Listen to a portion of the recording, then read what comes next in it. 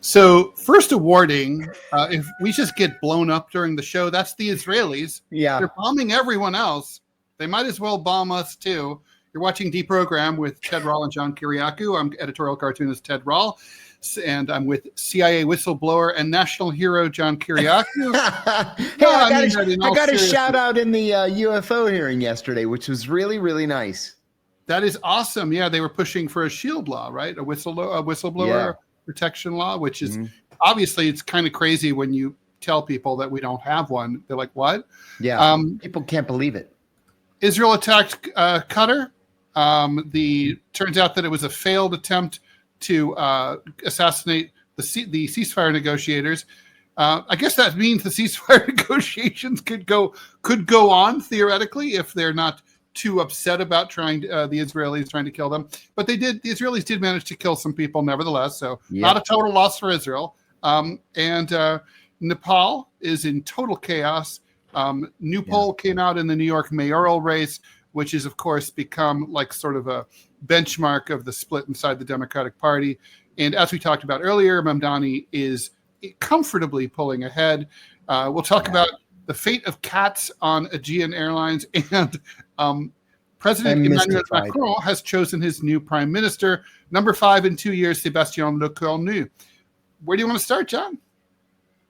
I want to start by saying that I'm really angry right now and very revved up because I just was on the Mario Nawfal podcast a few minutes ago, and he did not tell me that I was going to debate the IDF spokesman. And this guy was ugly in every sense of the word. So I'm very angry, and I'm starting this show off in a bad mood, but I'll get over it because now we're among friends. So you definitely are among friends. Let's do something that's not Israeli and start with the Mamdani race.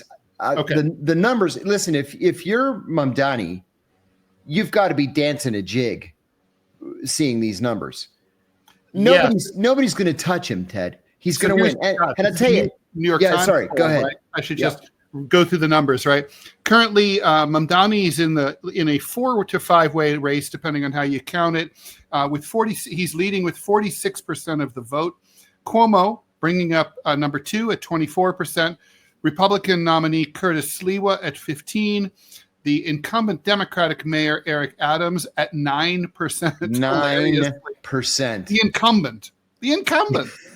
And then, meanwhile, the various elite in the real estate business got together yesterday at an exclusive club to try to connive to figure out how they can get Sliwa and Adams out of the race to support Cuomo. But, when I look at those numbers, I see 25 plus 15 is 39, 39 plus 9 is 48. But that you're not going to get all of Sliwa's voters and Adams voters to vote for Cuomo. No. And they just sliced and diced the numbers. And even if it's a 2-way race with Cuomo, Mamdani still wins. It comes within 4 points. It's certainly spitting distance. But I don't see how the dynamics of this race are going to change. And everybody else would have to quit the race and throw their support to Cuomo. And it's just not going to happen. Maybe if Cuomo hadn't killed all those old people at the start of COVID, maybe he might have a chance of winning this thing. But it's just not going to happen. And I'll tell you another thing, too. Also, he hates New York City and has said so repeatedly. Exactly right. I wasn't even aware that he lived in New York City. Yeah, I wasn't even aware that he lived there until he announced his candidacy. But Mamdani met with Chuck Schumer today, and Chuck Schumer is still withholding an endorsement. But I had to chuckle because I thought to myself, Chuck, you're not the story here. Mamdani's the story here. You should be asking Mamdani for him to endorse you. He's more popular than Chuck Schumer is. Right. And Mamdani doesn't need Chuck Schumer. Mamdani could have used Chuck Schumer's support. This reminds me of my mom always told me before I met my first wife, that she would give me her old wedding ring because she was divorced. She'd give me the engagement ring and I was poor. And it was like, hey, I can save 10 grand. So when the time came, I said, okay, I've chosen the person, her, I want to propose. She's like, no, I don't approve of her. Look, mom was right. Okay. But so she's like, no, you can't. So I bought my own ring and, and then like after a year of marriage, my mom said, Okay, I'll give you the ring. I'm like, Mom, I don't need the ring now. I'm already married. I needed the ring 1.5 years, 2 years ago. That's what Chuck Schumer's endorsement would be like now. Who cares? Mamdani needed it earlier. He's winning without having to kiss any rings. He doesn't owe anyone in the Democratic establishment any favors whatsoever. That's right. Fuck him. If I were him, I wouldn't even bother to. I don't know if I would even. I guess I would take a meeting with Chuck Schumer. You have to. But that's the bottom line. Yeah, you have to. About the endorsement. And that's the bottom line. And if anybody wonders why Mamdani is so far ahead of everybody else in the polls, it all comes down to the issue of affordability. Mm-hmm. You look at the numbers in the New York Times article. New Yorkers just cannot continue to afford to live in the city. It's just simply too expensive. Rents are too high, food is too high, taxes are too high, gas is too high, and it's driving people out. Time was where you could go to Brooklyn and have a decent life.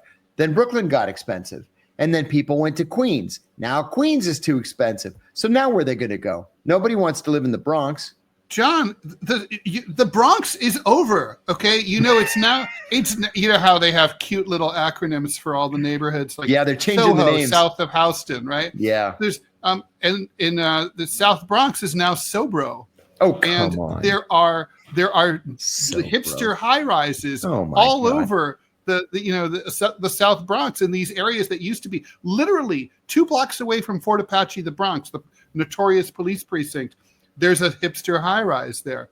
Sobro is over, man. You can't afford to live in the Bronx. You know what? I went up to the Bronx. I'm going to say 5-6 weeks ago, because I needed to take pictures for not my coming book, but the book after that. So I thought, it's New York's expensive. The hotels are expensive. I'll stay in the Bronx. I stayed in a Holiday Inn Express in the Bronx. Lovely. Next time you stay at Chateau Rall. Oh, thank you, Ted. And the Bronx we stayed in the South Bronx, which everybody, of course, had warned me not to do, and it was perfectly fine. They had good restaurants. There were bars to hang out. Totally. I found street parking and didn't pay a cent for the entire weekend. The Bronx isn't so bad. No, I guess not. The people are lovely, and but you mentioned what was the movie just now? Fort Apache, the Bronx. Mm-hmm. That was like, when I saw that movie, I must have been 13 or 14 years old, and it had an impact on me that lasted for years. Like, sure. Never, never, ever go to the Bronx, and the cops are just as bad as the criminals are.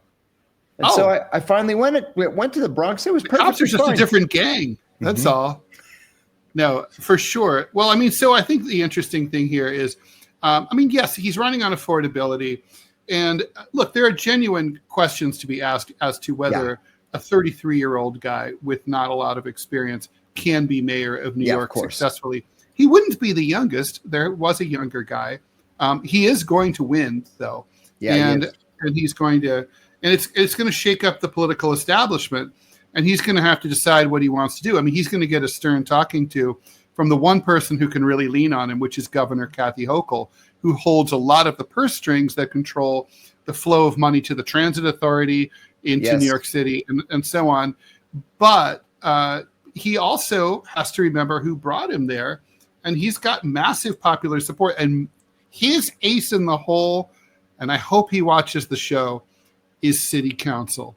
He controls. City council agrees with him. He's got allies in city council. He can get bills through city council. And that's the key right there. He's not just going to wing it. He's going to have city council supporters, and he's going to have experienced advisors. He's going to be fine. My big advice is, look, the city has a major fiscal crisis. Do what Tokyo did. Tax Wall Street. Tax the New York Stock Exchange, impose a $50 per transaction fee on every trade in the New York Stock Exchange and the American Stock Exchange, and all the city's financial problems will go poof. The city of Tokyo did it. They're swimming in cash. We have some questions. Oh, okay. I guess we're going to be moving into the foreign policy sphere here. Sasa Vukovic wants to know, how can future belligerents believe they will negotiate in good faith if they legitimately expect to be bombed? Yeah, seriously. Seriously. I don't even think, I think that question answers itself. Jesse Mayan, what are your thoughts on the recent ICE raids on the South Korea auto plants that were under construction? I'm glad that's a good question. Yeah, I didn't know that there were undocumented South Koreans in the United States, let alone undocumented South Koreans working for South Korea's largest auto manufacturer in the United States. Like, what? Where'd that come from? And I don't understand it. I used to work for a Japanese bank that did a lot of business with major auto producers like Honda and Toyota. And, I can't imagine the Japanese opening Honda of Ohio or Toyota in Kentucky or any of these other facilities in Tennessee, Nissan's in Tennessee, in Smyrna. I don't understand how these guys, they would never have thought of doing anything not by the book. How could the South Koreans be just sort of winging it like that? I guess this dates back to the Biden administration, but it's kind of fucked up. And then the South Koreans got pissy about it. Like, well, then fine. We'll send a plane for our people. Fine, fuck you, dicks. And it's kind of what? Yeah, exactly right. Oh, my God. Soden, thanks you, 2324. Thank you for the generous, almost $20 donation. John and 10. John, I was watching a documentary on a CIA mole, Harold James Nicholson, and he was released from prison a few years ago. His son was caught spying as well. Why wasn't his case as big as Ames? Was he a scumbag? I worked with that asshole in the CIA's counterterrorism center. I never liked him. I didn't work directly for him. Thank God, I worked with him. But I'll tell you what he did. Besides being a mole for the Russians, which is bad enough, he outed more than 100 undercover CIA officers to the Russians, blew their identities. They had to, what the CIA calls... What time period is this? Oh, this was in the 90s. I'm going to say 97, 98, something like that. It was in the late 90s. Clinton was president. I do remember that. But a lot of these people had to be brought in from the cold, which meant that they could never work in an undercover capacity again against the Russians. Now, that worked out fine for a couple of them. They ended up becoming senior officers. But Nicholson was a traitor. There's just no other way to say it. Now, Sodan, first of all, thank you for your donation. The question is, why wasn't his case as big as Ames's? The reason why it wasn't as big as Ames's is because the people that Ames outed, besides the 80 or 100 CIA officers, Ames gave the Russians the names of our recruited Russian assets. And more than a dozen of them were executed. So he had the blood of all those people on his hands. Yeah, and I'll tell you. Did Nicholson do it just for money or for ideological reasons? No, at first he had been passed over for promotion. He was in like Singapore, Malaysia, something in Southeast Asia, and he'd been passed over for promotion. He was pissed off, so he approached the Russians and said, "Hey, I can give you intelligence that'll knock your socks off, but I want money." And he did it in part for the money. He did it in part for the revenge for being passed over for promotion. He was a GS-15, and he didn't make it to the senior intelligence service. So what he did, he got convicted, and from his prison cell, he drew up a list of additional people that he had thought of after being convicted and convinced his stupid half-retard son to approach the Russians and give them the extra list of names. And so they grabbed the son and they prosecuted the son. And then Nicholson came to this deal. Don't prosecute my son. I'll do his time. They added time to Nicholson's statement. Frankly, until Sodan wrote his question here in the chat, I did not realize that Nicholson had been released. He was released, it says here, November. I think it said November. Let me look. November 24th, 2023, from the Supermax, the ADX Florence. Now, usually, if you are in a maximum security penitentiary, and you behave yourself, you are dropped down to a medium. You continue to behave yourself, you're dropped down to a low. And if you're a really good boy, they drop you down to a minimum security work camp. He was in Supermax until the last day of his sentence, and then they let him out from Supermax. I hated Nicholson, scumbag. Let's have a few more questions, and we should get to another story. Sure. Pertinent. From Mr. Athenian 89, any news regarding your pardon? Any chance that Donald might pardon you and give you your pension back? Thank you, Mr. Athenian. I have to be careful. Yeah, no, this might, but you are allowed. I will cover for you if you decide to just say I can't. You know what? I'll say this. I'm in touch with all the right people, all the way up to the top. All the right people. So hopefully, I mean, it seems like it's been taking a long time, but yeah. I'm optimistic. Yeah. US XXX A-Rod 21, thanks for the donation. Is it true that there are more Asian undocumented immigrants than Hispanic? Always heard it anecdotally, but not sure. Process that. It's time. Let me read my ad. Still haven't tried 1775 coffee. Now's your shot. The 1775 starter kit just dropped. Only 1,000 units. You're getting the bold dark roast that hits hard, the smooth medium roast, and the Vitality mushroom coffee for clean energy and laser focus. No crash. All single origin, small batch, toxin free, and mold free. Plus, you're also getting a gold spoon clip because freedom isn't scooped with plastic, a frother strong enough to stir up your coffee and your mother-in-law's opinions, and a black 1775 tumbler. $170 worth of coffee and gear, yours for $99.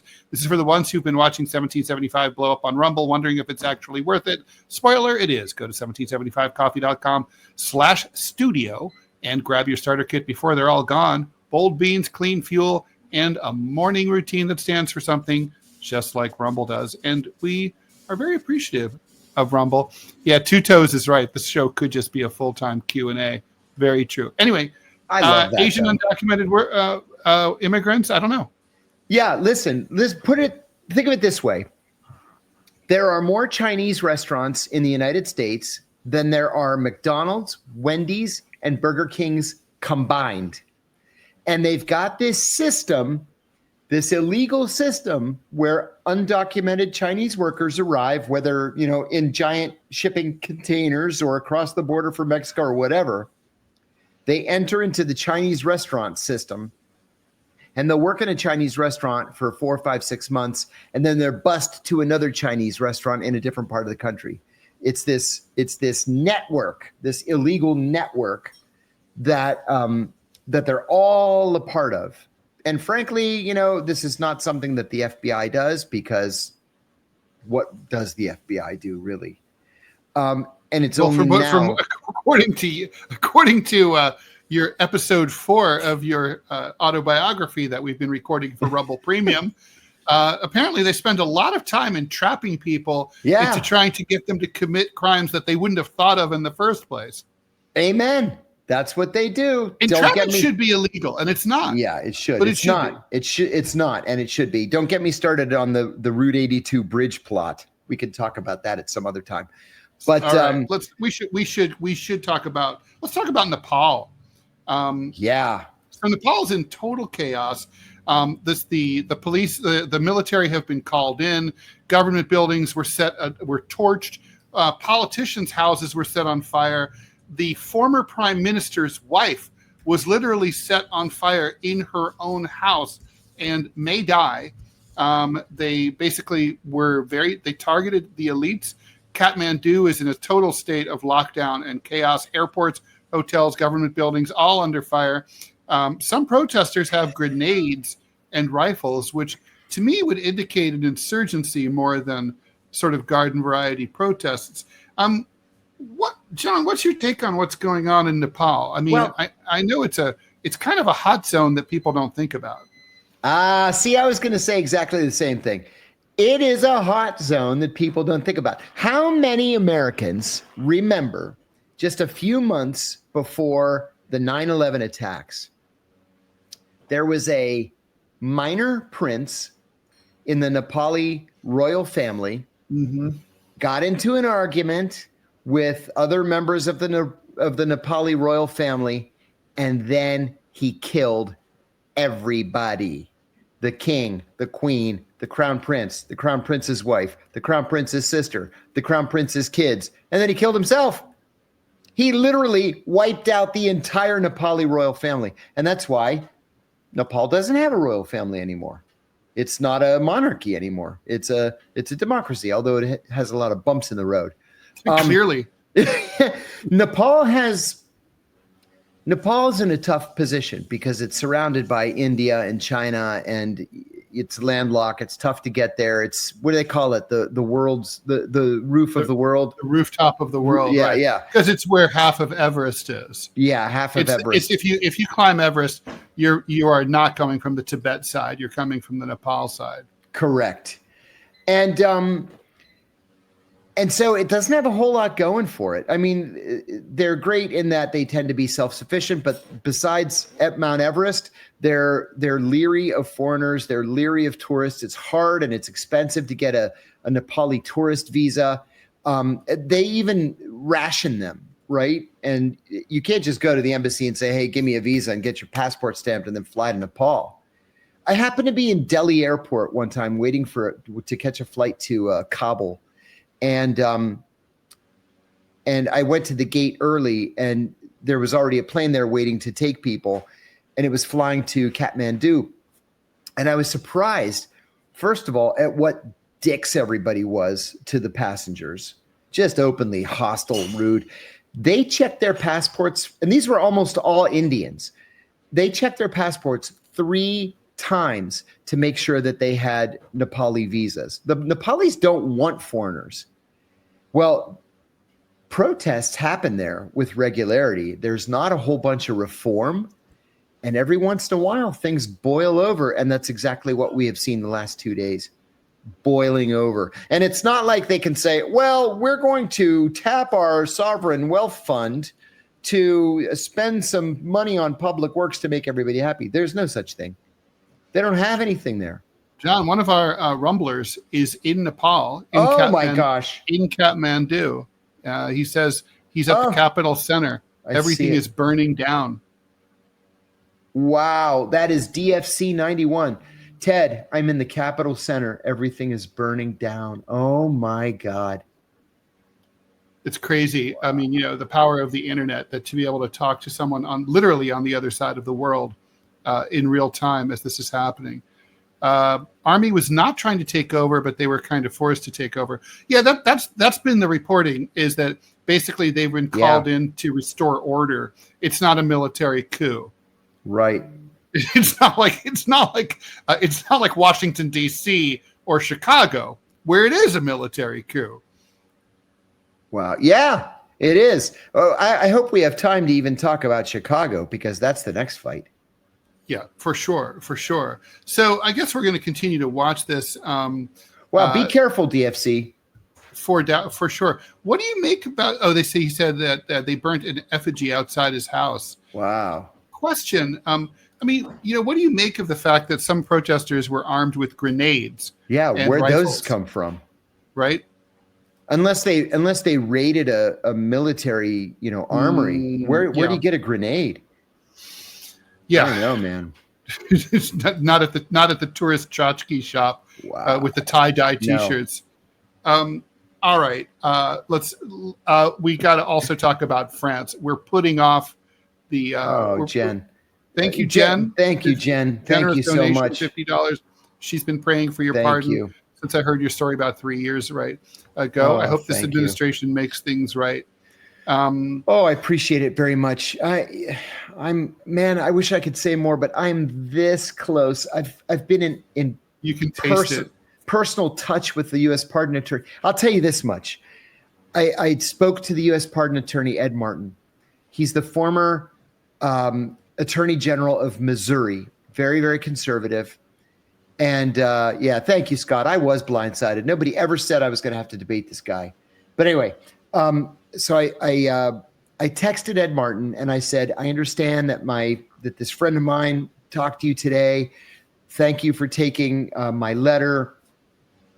And I appreciate everything that you're doing. And then I excitedly called my lawyer and I said, hey, I just texted Ed Martin. I got his cell phone number. And my lawyer says, oh, no, you made a big mistake. I said, why? I just told him how much I appreciated his time and thank you for considering me for a pardon. And he said, no, because first of all, you texted him on his private cell phone, which now makes it liable to a Freedom of Information Act request. It's a violation of his privacy. I was like, crap, I didn't even think of that.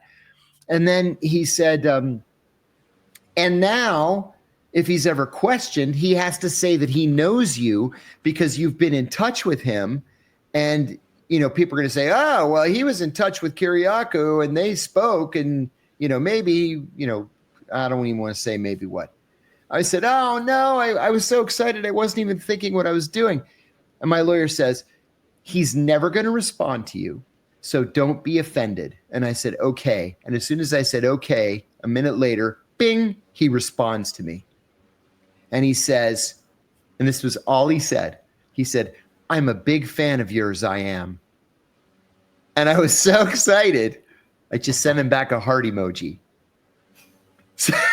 So today, a friend of a friend called me and said, hey, did I ever mention to you that my best friend is the U.S. pardon attorney, Ed Martin?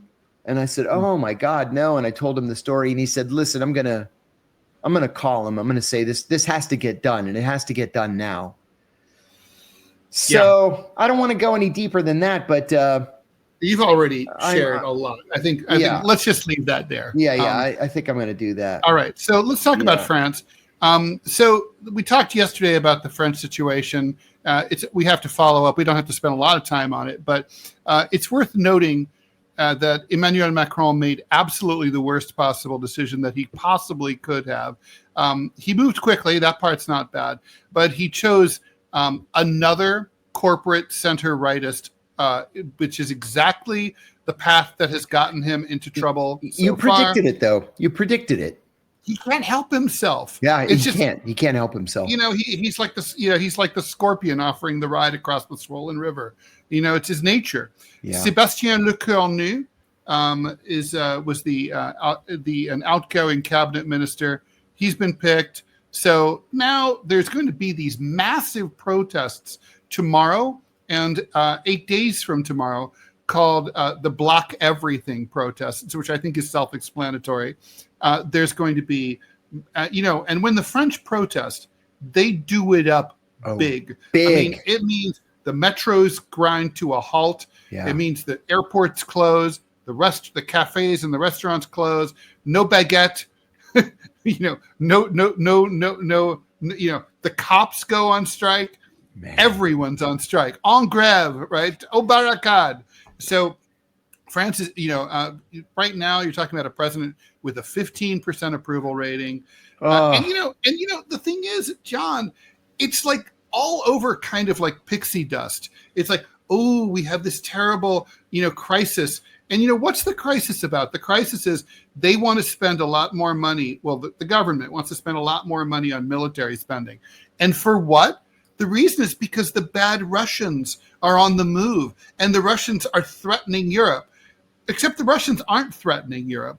And the Russians aren't coming into Eastern Europe, much less France. Right. I mean, it's just not true. But basically, it's sort of like, the situation you described in Washington. Crime is getting really bad. No, it's not. But because crime is really bad, we have to send in the National Guard because you guys can't control it. No, we've got it under control. No, because you guys we're going to come and help you. And it's kind of like the same exact thing. Because the Russians are coming, they're not coming. Well, we're going to have to build up our defense. No, we don't have to, which is going to cost a lot of money, which we don't want to spend. And so that's why the French people are not buying what the elites are selling. This is going to just get uglier. Yeah, I think so too. The question for me though is, because I don't know very much about France other than what I just read in the headlines. This can't be maintained over the long term, right? There's got to there's got to be a point where French people just say enough. And they've got it in them. Oh, yeah, they do. So what happens next? Well, I mean, how bad does it get? We know they're going to take to the streets, but are we talking about 1968 all over again? I think we could be. We're probably looking at 1968 followed by 1958. I think we're looking at the end of the Fifth Republic. There's a move now to overthrow the Constitution on the part of Jean-Luc Mélenchon on the far left, and Marine Le Pen on the right is not against it. And basically, the Fifth Republic under de Gaulle created a very strong central presidency. That's something that Macron's been using and abusing in the minds of many Frenchmen. So I think they're gonna come back and they're gonna create a weaker presidency with a new constitutional convention. I don't think Macron's going to finish his term.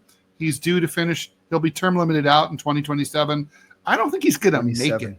I can't imagine he makes it another 2 years. It's a long time. 15% approval rating, and it's never going to go up again, ever. No. Right. So, I mean, the French are the French are like this, right? Once they're done with you, they're fucking finished with you.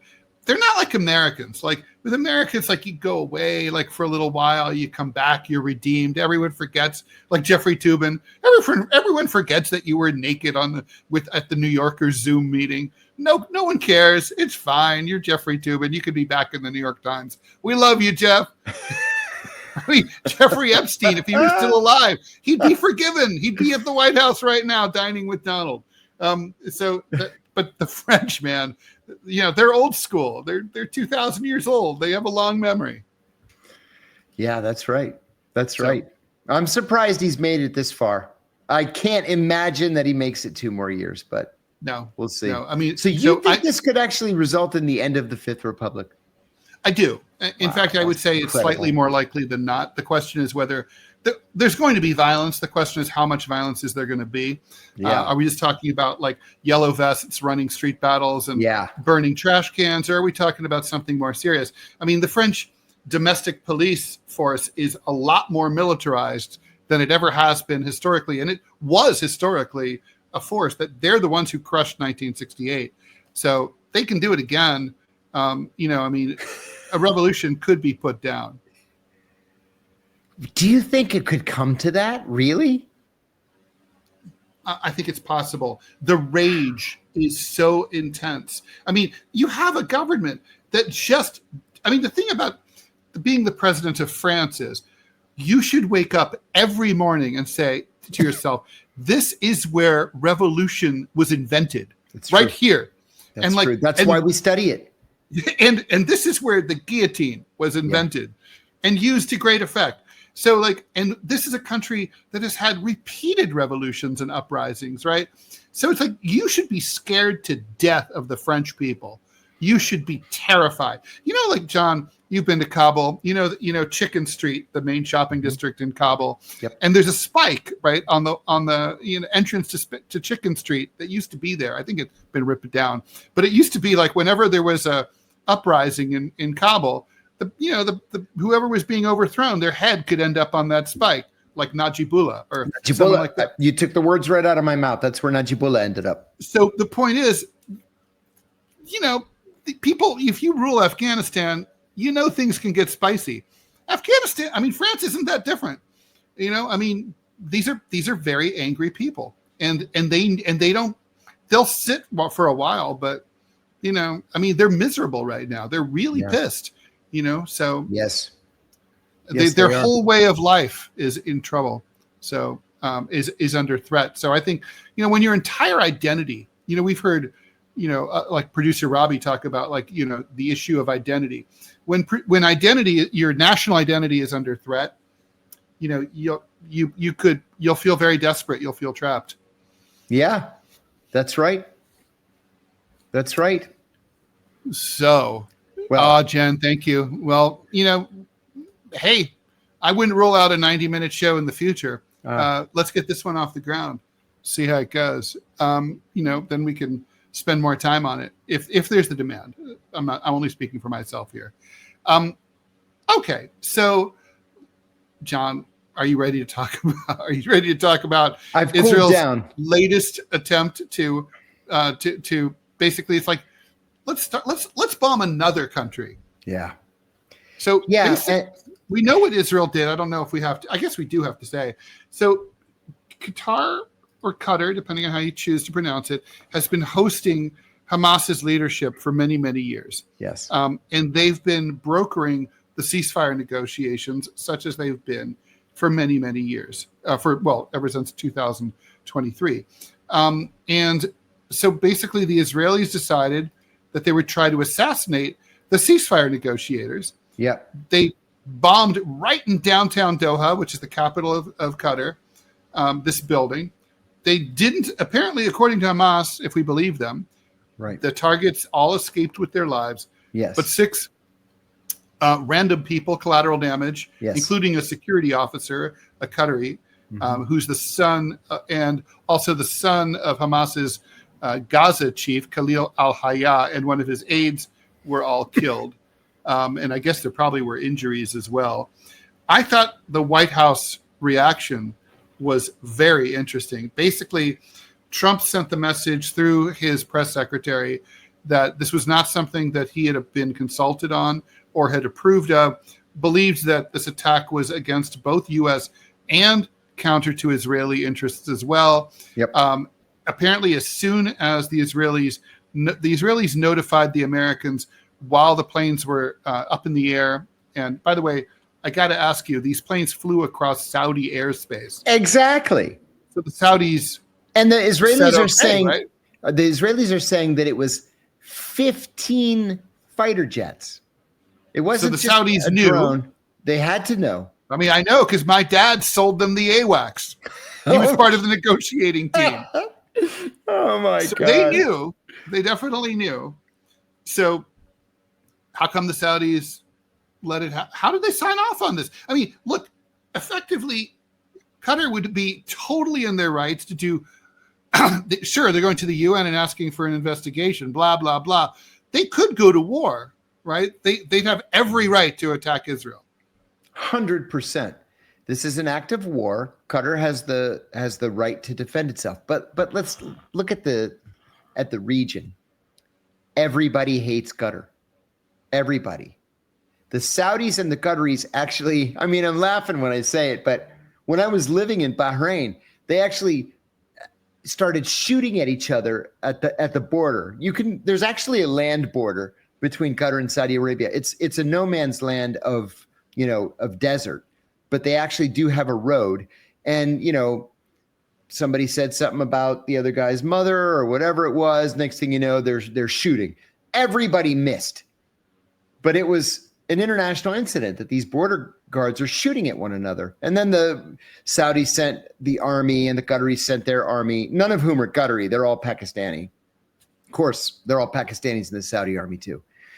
And then the U.S. got involved. Bill Clinton was the president. He got everybody to back off.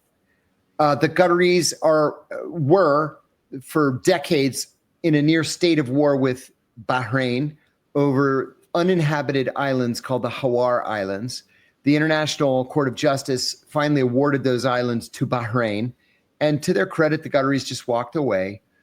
The Qataris and the Emiratis don't get along because the Qataris were trying to sort of steal business, mostly banking business from Dubai. So there are bad feelings there. The Kuwaitis just ignore the Qataris because Kuwait has its own problems.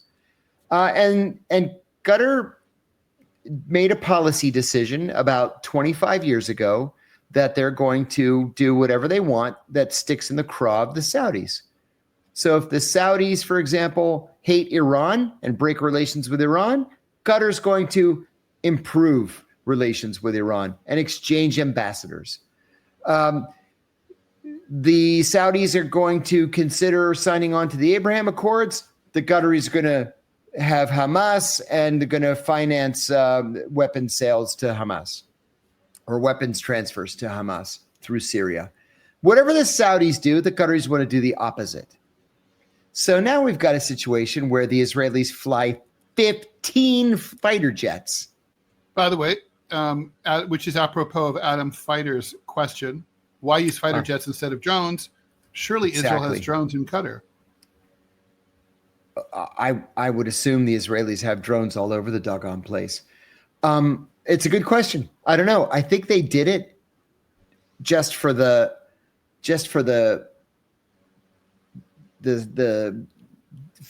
sight, the fright of having actual live jets. Mm-hmm. Anybody can send a drone. To send jets that bigger far, and also bigger, way bigger, absolutely, way bigger. But you're right. The Saudis had to have just turned away and pretended that everything was fine. When I was still at the agency, there was this odd thing that took place. One day, out of the clear blue sky, all Saudi air defenses went down. They just shut down, went offline. And the Israelis started flying planes across Saudi Arabia. They got to the United Arab Emirates, and then they turned around and flew back to Israel. And then the Saudi air defenses came back up again. Well, the Israelis said, oh, no, we were just doing an exercise. And then, we noticed that the air defenses went down. So we thought, well, we're just going to go finish this exercise. And the Saudis are like, yeah, we don't know what happened.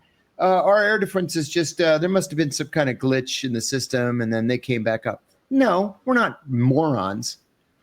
The Israelis and the Saudis have long talked, despite the fact that they don't have diplomatic relations. And the Israelis wanted to do a practice run to see how long it would take them to get to Iran. So if they were to go to Iran, bomb, and return, how fast could they do that? And the Saudis said, yeah, no problem. We'll just take down our air defenses. You guys do your practice run against Iran, and then just turn around and go back. We'll put our air defenses back up. That's exactly what they did. So today, when I got this push notification that the Israelis bombed Qatar, I thought, well, of course they did, with Saudi help the whole way.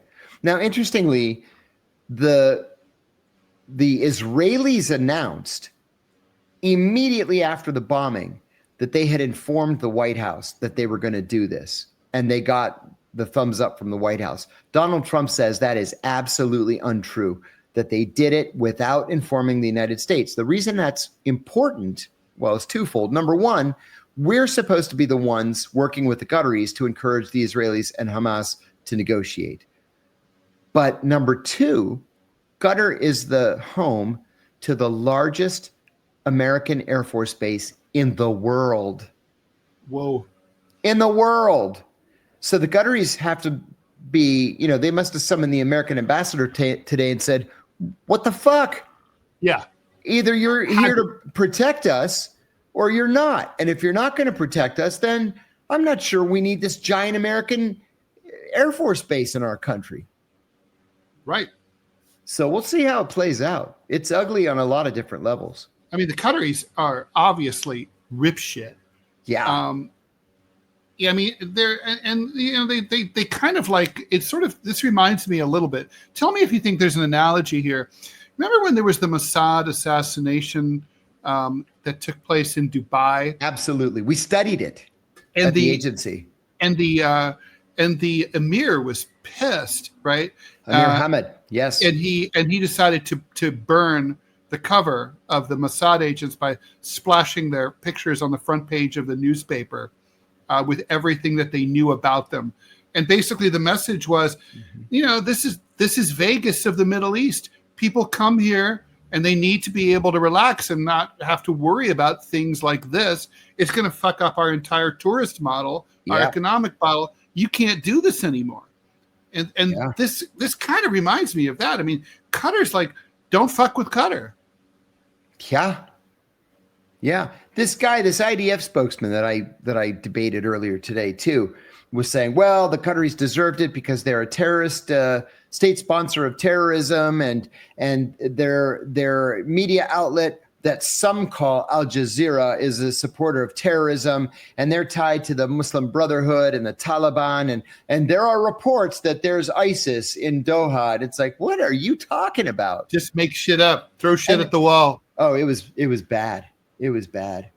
Yeah. I mean, it's kind of their genius. They just throw lie after lie after lie after lie, and you can't keep up with them all. And then you're kind of like, if you let some go, effectively, those are getting through unchallenged. Mm-hmm. But if you spend your entire time just challenging them, then you never get to make your own point. And that's the problem that I ran into. I jumped on the guy at first. He interrupted me constantly until Mario told him to shut up. And then I could finally get a thought out. But I don't know. I felt like it was 2 against 1. It was tough. That sounds extremely like being on Sean Hannity.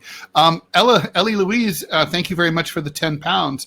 Will the Israeli government get their Nuremberg for their war crimes and genocide one day? Or was Nuremberg singular? I think Nuremberg was singular. Agreed. And Matthew Blair Rains, thank you very much for the £5.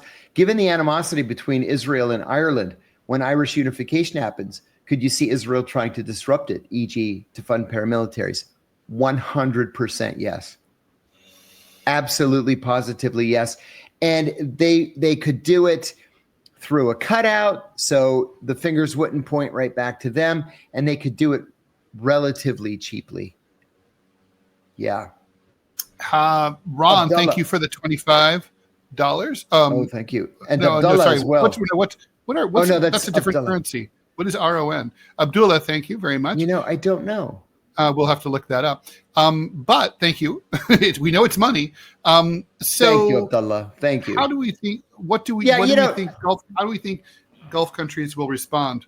I guess you're saying not by much. I think not by much, which is a shame. I think they should. Listen. The GCC, the Gulf Cooperation Council, has been a thing since the early 1980s, and that's Romanian, by the way. Oh, it's right. Thank you very much, Abdullah. And so they should respond, in a unified fashion. They won't respond in a unified fashion. My fear is they're not going to respond at all. They're going to say, "Oh, well, this is a problem for Qatar.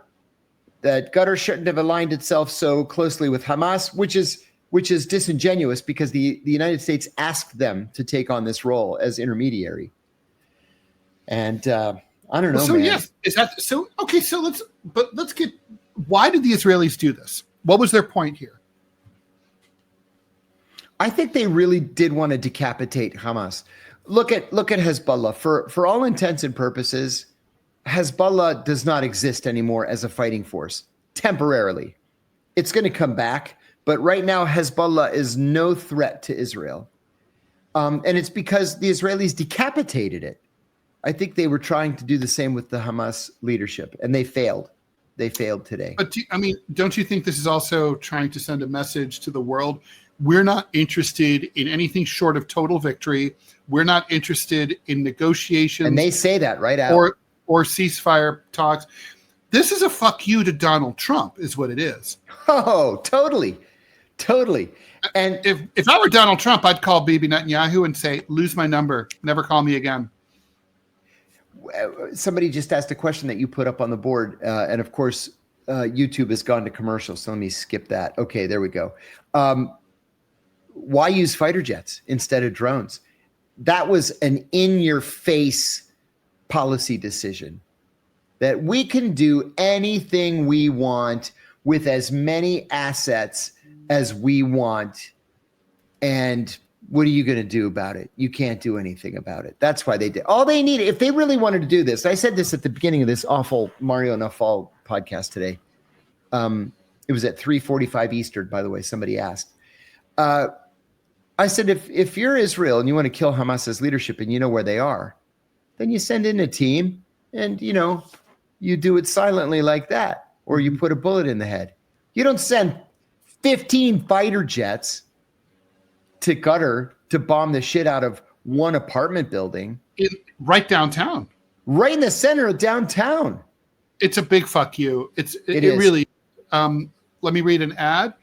Hey, how football fanatics, are you ready for some primetime NFL action? Tune into Westwood One for all the gridiron glory you crave. From jaw-dropping touchdowns to game-changing plays, don't miss a moment of the excitement. Catch Every snap, every tackle, and every victory on Westwood One. You can listen to the NFL on the NFL app, on the Westwood One Sports app, on the WestwoodOneSports.com, via Westwood One station streams, or by asking Alexa to open Westwood One Sports. If it's the NFL, it's on Westwood One. That is not easy to say fast, just saying. So consequences. Did Donald Trump call Bibi and say what the fuck or not? It's my understanding that he did. He tried to defend himself. The Israelis are playing games with him, excuse me, and making it look like this was Trump's idea, or at the very least that Trump had approved it. And that's just, I don't know. No, that doesn't make sense. That's not true and couldn't be true. No. I mean, that's the kind of categorical DC denial that I completely believe. There's going to be Qatar's gone to the UN and requested an investigation. How does that look? How does that work? What happens there? Listen, I worked at the UN, and nothing gets done at the UN. It's one of these things. We used to joke in the office, like, I'm going to write a very strongly worded letter. Yep. It's like, okay, knock yourself out. So yeah, I mean, they'll make an official complaint to the Security Council, and they will take it under advisement, and nobody will ever hear anything ever again. That's all. That's what's going to happen. It's really depressing. Kiki and Jasmine, thanks for the 10 pounds. Much appreciated. Thank you. Bruyal Definitif says he or she would have preferred an Epic Pager 2.0 op. I don't know. I don't think that's a oneer. Never going to happen again. Right. That was my argument about 9/11. Like, we shouldn't have to do the TSA. Like, they're never going to do planes again, ever. Like, ever. No. It's going to always be something new. Okay. The most pressing and grave news issue of the week, as of the day, as you know, John, is this horrible issue from your native land, from Ted, Aegean Airlines. I was so disappointed when you sent me this. Aegean Airlines, that I love so much, I actually joined the frequent flyer program. Aegean Airlines, for the last 3 years at least in a row, has been ranked as the best regional airline in the world. The planes are brand new. It is immaculately clean. The food is delicious. The flight attendants are beautiful. My cousin's a flight attendant on Aegean. She goes all over the world. But there's one problem. They keep losing kittens. They do. A British couple was the latest victim. Bethany and Adam Mulcahy Stevenson lost 3 rescue kittens on Aegean from Crete to Paris. They were left in the plane's holds. By the way, if they're kittens, why can't they just be put in one of those little carriers? And just put a carrier. Feet, yeah, right? Exactly. Flown back to Thessaloniki. Easy for you to say. And apparently the cats were traumatized upon return to Paris after 2 days. I'm betting they didn't get fed or anything. This is the second time it's happened on Aegean. There was a Crete to Munich. I think Crete is the issue here. To Munich flight in March 2024. That was more disturbing because the cat was permanently lost. The kitten has never been seen or heard from ever again. So, you check in your cat. You're not happy when you arrive and, oh, I'm sorry. And the cat didn't make it. Well, actually, a damaged carrier showed up in that instance, but with a hole in it. Oh, my God. There was an article in Greece's top newspaper, Kathimerini, last week. I sent it to my son because he loved all the cats walking around everywhere, every island, Athens, Thessaloniki, they're everywhere. And I said that there are 3 different rescue organizations based in Greece that are now encouraging tourists to take a cat home with them. So cute. Yeah, I mean, everybody loves these cats. They have cat calendars in all the tourist areas and little cat charms and all kinds of stuff about the cats. So you can rescue a Greek cat and take it back to your country. If you're in the UK, there's a little wait time because they have weird animal importation laws in the UK. And And then this appears where Aegean Airlines is supposed to be one of the best airlines in the world, and they keep losing cats. Now, where the heck are the cats? Magister Militern brings up a news you can use thing. True, put a tracker in your pet's collar. That's right. Put an AirTag on the collar, right? Seriously, you'll find out where the cat is. Alicia B says, never put your animals in the belly of a plane. American Sweetheart points out that it's cold in there. And that's true. There's been cases where the animals have been injured because it was so cold in the bowels of the plane. So, yeah, like 30 below zero cold. Yeah, that's crazy. Yeah. Hey, we have a question from Reed, too. In the show Fauda, why are those agents always playing mobile backgammon? Great question. Because you can chat in mobile backgammon, and NSA and GCHQ and the Israelis and the bad guys, the Russians, the Chinese, they're not monitoring game app chats. They're monitoring cell phones, right? So you can say classified information in a mobile backgammon chat and nobody's going to intercept it. They don't think to intercept it. That's why they do it. The Israelis were the ones that started that. And then real quickly, you remember the terrorist attack in San Bernardino a few years ago? Oh, yeah. That was an ISIS self-radicalized situation, right? That's right. A self-radicalized ISIS situation. And after the attack, the FBI discovered that they were chatting on their game devices. That's why NSA never intercepted anything related to an upcoming attack. Interesting. I guess that secret's out the door now. Pedro Luis wants to know, do we think the UN's coming to an end like the League of Nations before World War II? Even though the UN has an enormous body, when you compare it with the League of Nations, I mean, kind of looks that way. I mean, who would take the UN seriously? You can't. It's a waste of time, energy, and money, right? I mean, what do they seriously do? I mean, I'm asking in a serious way. I mean, I saw them certainly. They do conduct relief operations in places like Afghanistan. They do. You see their white planes, and their white Jeeps. But the main purpose, which is adjudicating differences between nations, they're not fulfilling that. It's more like an NGO or an umbrella organization of NGOs, and it would probably be cheaper to just have the NGOs, right? I had a teacher in 11th grade, Dorothy Polino. She was one of the best teachers I ever had. And the class was world politics or world something or other. And I remember she was very, very conservative. And my God, she was a patriot. In fact, she was a Navy captain. She wore men's suits every day and had a men's haircut. But she was straight. Her husband was in the Navy too. So she had been captured by a Soviet ship and held hostage, and was part of a prisoner exchange between the U.S. and the Soviet Union, and then decided to just come back home at the end of her Navy career and teach high school. She was a wonderful, wonderful teacher. And she told us once that, why am I telling you this?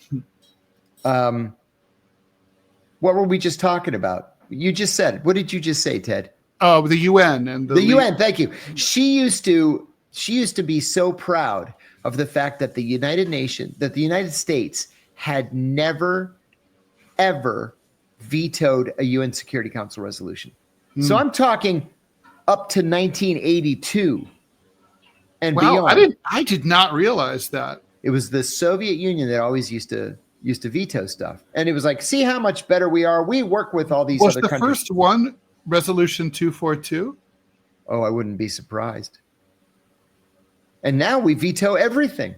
Everything we veto. Like, oh, let's commemorate the deaths of innocent civilians. Nope, veto. Was it Reagan who stopped paying our dues? Yes, Reagan stopped paying our dues. And Trump a week ago threatened to stop paying our dues. I don't understand. The UN is our bitch. It's in New York. I can walk from my house to it. Well, it's 4 miles away. This denial of visas for the Palestinian delegations, like 80 people, we denied all of their visas. which is a violation of the UN Charter. Now Modi is saying he's going to boycott the UN General Assembly.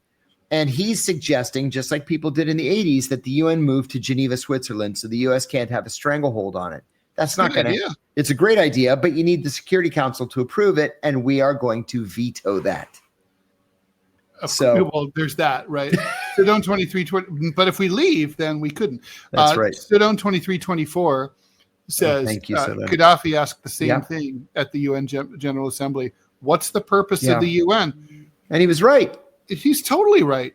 And by the way, fresh sub, pay your dues. Yeah, you're a member, pay your dues. I mean, I was the president of the Association of American Editorial Cartoonists. I was calling all my members like all the time, pay your fucking dues. Otherwise, you're not a member. Don't come to the conventions anymore. We've got a comment from Stephen Victor Andrews. World Trade Center 7 was the largest CIA facility outside of Virginia, I heard. And that is where they debriefed all the spies at the UN. Not true. World Trade Center 7 was just a normal office like any other CIA office anywhere in the world. No bigger or smaller than, a normal embassy. And the CIA would never, ever, ever, ever debrief somebody in a CIA office. You take them to a hotel. You take them to, a car in a dark parking lot. You take them to another town where nobody's going to see you after doing a long surveillance detection route. Never, ever, ever would you bring somebody into a CIA office. So Robin Hood says WT7 will never go away. Psychologically, I've always been kind of intrigued by why people are so fascinated by that. And the only thing I can think of is the events all started at 8:42 in the morning. And that building came down at like 5 o'clock in the afternoon. And it seemed like this should be over. Why are buildings still falling down so much later after the initial attacks? Something must be up, and that along with the question of like, why did all of these buildings pancake instead of tip over? Yeah. I really think the visuals of it and the timing had a lot to do with it. I mean, kind of the genius of the plan, right, of Khalid Sheikh Mohammed's plan was just sort of the theatrical cinematic aspect that really plays into an American public's sort of the psychology of the 1-2 punch. But wait, there's more. This was all day long but wait, there's more sort of thing. Yes. I mean, what do you make of the fascination of seven world trade? I think that people generally think so little of the government for good reason that they tend to doubt official explanations of things. Oh, well, for sure. Yeah. Well, especially because it doesn't seem to be transparency. Yeah. They always seem to be covering up and not telling you the full story. Yeah. If only there were people who worked in government who thought that they would make it their business to tell the public what was up. If only there were people like that. Yeah, right. Right. But nothing bad would ever happen to them. They would get medals. That's right. And imagine. And a ticker tape parade down Broadway, which you do deserve. As it happens. Hey, thanks. Thanks. Oh, we ran out of time, unfortunately. We are out of time, indeed. So much to talk about. Oh, my God. And this is only Tuesday, right? Well, last question. Is dancing Israelis a real thing or conspiracy BS? No. I mean, there were actually Israelis dancing, but what they explained, and I think this is probably true, they were dancing because they knew, just like we did at the CIA or at the State Department, that the United States was going to have to respond to 9/11 by killing thousands and thousands of Muslims. And that's exactly what they wanted us to do. Yeah. Well, and with that, I think that's a depressing but appropriate place to leave it. Let's go to, last question for you. How was the harvest? Pamela Drew wants to know how was the harvest. And I was just writing her. I saw it on Facebook. I put it on Facebook, but I'm gonna put it on Substack. I think it was a really great picture. I tried to do a deep space picture, and I was having all kinds of problems.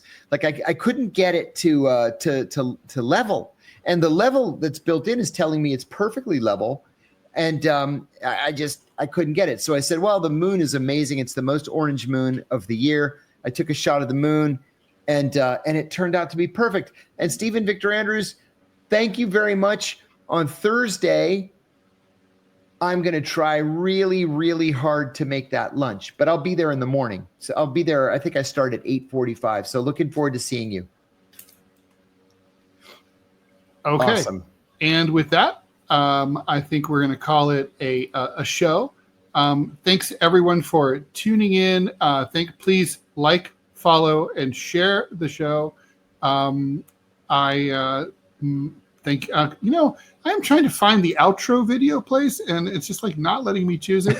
So, it's so annoying. Anyway, so we're just going to be like, no little fancy video. We're out. Bye. Bye, everybody. See ya.